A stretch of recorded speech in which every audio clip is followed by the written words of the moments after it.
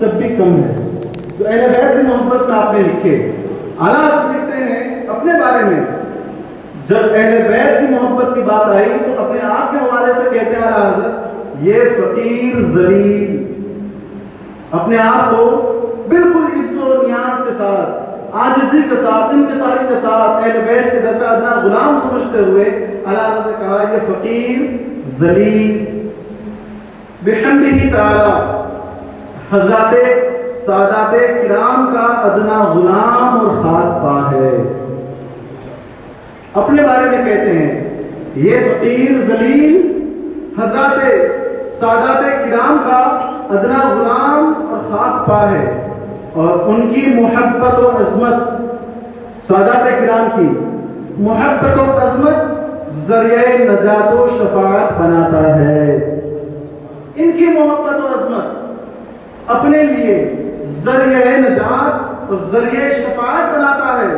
اور کہتے ہیں کہ میں یہ سب باتیں اپنی کتابوں میں چھاپ چکا کہ سید اگر بد مذہب بھی ہو جائے تو اس کی تعظیم نہیں جاتی. سید اگر بد مذہب بھی ہو جائے، جلد نمبر 29 صفحہ نمبر 587 فتاوی رضویہ شریف. اعلیٰ فرماتے ہیں کہ سید اگر بد مذہب بھی ہو جائے تو اس کی تعظیم نہیں جاتی جب تک بد مذہبی حد کفر تک نہ پہنچے. جب تک بد مذہبی حد کفر تک نہ پہنچے اس کی تعظیم نہیں جاتی. ہاں اس کے بعد کہتے ہیں کہ بعد کفر سیادت ہی نہیں رہتی. اگر خدا نہ خواستہ کسی سے کفر سرزد ہو گیا تو پھر تو سیادت ہی نہیں رہتی، پھر اس کی تعظیم حرام ہو جاتی ہے. لیکن اگر کفر نہیں کیا ہے تو اس کی تعظیم واجب ہے. کہتے ہیں اور یہ بھی فقیر بارہا فتویٰ دے چکا ہے کہ کسی کو سید سمجھنے اور اس کی تعظیم کرنے کے لیے ہمیں اپنے ذاتی علم سے اسے سید جاننا ضروری نہیں. کسی کو سید جاننے کے لیے اور اس کی تعظیم کرنے کے لیے اپنے ذاتی علم سے اسے سید جاننا ضروری نہیں. جو لوگ سید کہلائے جاتے ہیں ہم ان کی تعظیم کریں گے. جو کہلائے جاتے ہیں سید ہم ان کی تعظیم کریں گے. ہمیں تحقیقات کی حاجت نہیں. ہم اس تحقیقات میں رہیں گے کہ ہے کہ نہیں ہے، شجرہ ہے کہ نہیں، سند ہے کہ نہیں. اعلیٰ خدا بھی لکھتے ہیں نہ سیادت کی سند مانگنے کا ہم کو حکم دیا گیا ہے، اور خواہی نہ خواہی سند دکھانے پر مجبور کرنا اور نہ دکھائیں تو برا کہنا، مطعون کرنا ہرگز جائز نہیں. اگر کسی سے سند مانگی، شجرہ مانگا اور نہ دکھا سکے، نہیں دکھایا انہوں نے، تو ان کو برا بھلا کہنا جائز نہیں ہے. لالہ کا فتویٰ ہے. کہتے ہیں الناس امن علی انسابہم، لوگ اپنے نسب پر امین ہیں.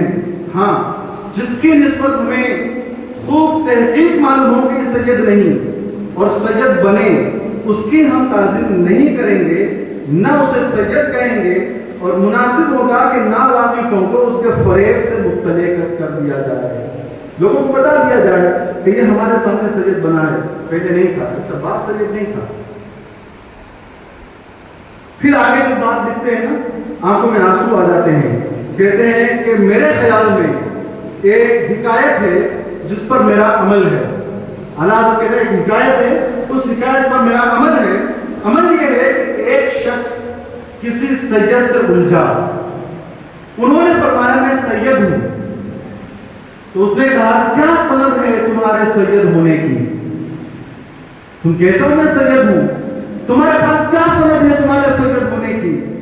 کہ اعلیٰ لکھتے ہیں کہ رات میں اس شخص کو زیارت اقدس سے وہ شخص مشرف ہوا کہ مارکہ حشر ہے، یہ شفاعت خواہ ہوا، حضور کی بارگاہ میں گیا، حضور شفاعت چاہیے.